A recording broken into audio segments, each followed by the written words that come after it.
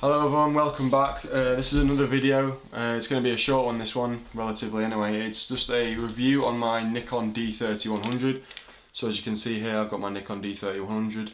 I had this camera for 3 years maybe. I bought it for £600 when it was new.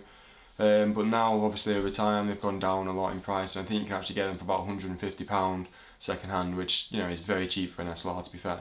Straight off the bat, I'd give this camera a 5 out of 10 because it's a good camera for kind of the average person who doesn't do videography and photography professionally.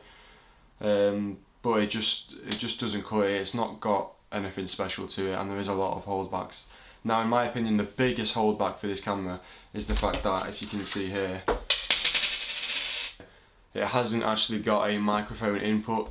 So that's game changing for video creation. You cannot put in a external mic, you can't put in a Rode, you can't put in anything, so you have to use that internal mic, which is really bad, as most built-in mics are. So if you're looking at making videos, and it's game changing right there. The actual video wise is good if you're going to put music over it. That's different, but if you're kind of doing I don't know, an interview, or you're filming a subject, or you're vlogging or something, it just doesn't work.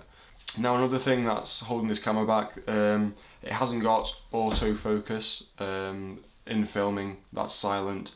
So, well, for one, you have to manually do it. So, say I was filming and I changed the depth of field or something, I came closer to the camera, you'd have to physically hold down the shutter button and it would refocus. Now, the problem with that is that it physically moves the lens to do so.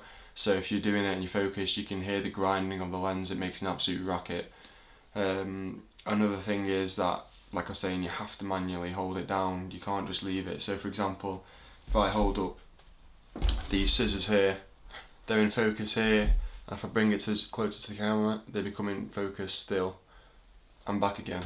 Now, the Nikon doesn't do that, so that is a huge problem really if you're kind of vlogging or something like that. Now, I'm not here to completely hate on the camera. It's it is what it is. It's a beginner's camera, and it's decent for taking photos, family photos, or if you're just kind of getting into photography and you want to test the waters before you spend a load of money.